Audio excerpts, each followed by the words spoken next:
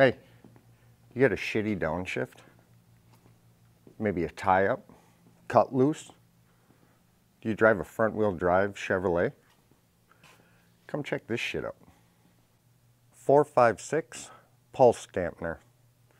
6T70 Gen 2 channel casting. Insert the dampener in the channel casting. And do you see all the movement that dampener has?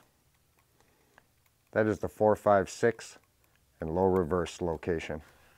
So even the smallest amount of movement in that dampener has a significant play on the clutch regulator valve that it feeds. You would see things like flared shifts, erratic shifts, hard shifts. In order to have a smooth shifting 6T70, we need those dampeners to be as tight as possible so that we can properly feed signal oil to the correlating valve. Let's take a look at how we're going to fix this. The first thing that you need is a 6T-PDP-TKC. This is a Transgo part number. It is for their Universal Pulse Dampener Toolkit. Let's take a look at the parts that are in that kit.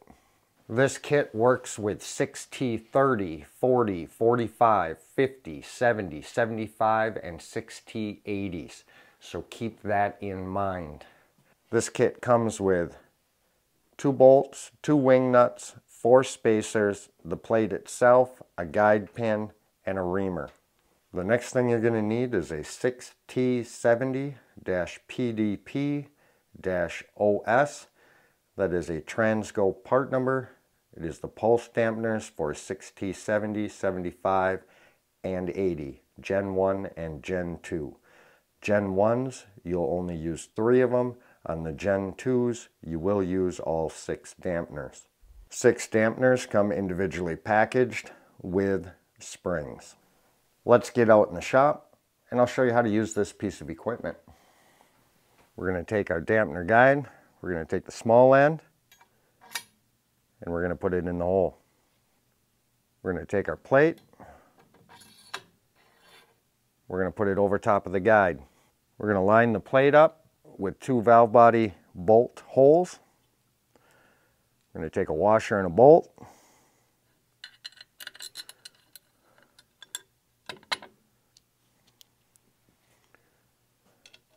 A washer and a wing nut. Same process for bolt location 2.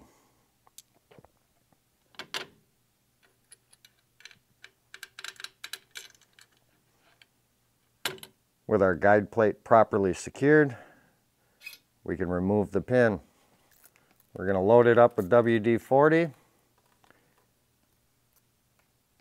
and make sure that the ream is properly lubed. Slow speed. We're not going to be pressing down on this. We're going to let the ream do the work.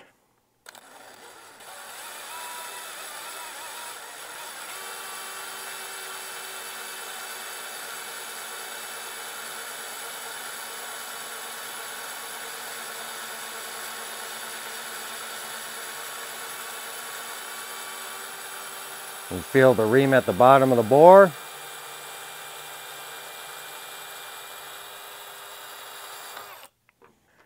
At this time, we're going to disassemble the plate from the channel casting and inspect our work. We're going to clean up the bore with some brake clean. When we inspect this, we can see that the bore finish is quite nice and we've reached the bottom of the bore. We can now go ahead and machine the other 5 locations on this particular channel casting. Again, 3 on a Gen 1, 6 on a Gen 2. Now with the hole properly reamed, we can take our new dampener and install it. And when we look at this dampener, there is virtually no movement to speak of from side to side. And that is exactly what we're looking for. Now we know that that control valve is going to get proper signal oil from the solenoid, and we have actually hydraulically fixed this transmission. Look guys, I've said it a million times. Anybody can put the soft parts in. Anybody can stack that transmission up. But did you fix the reason for failure? The cause of failure, was it repaired? And well, this is just another tool that'll help you do that job. Have a good day, guys.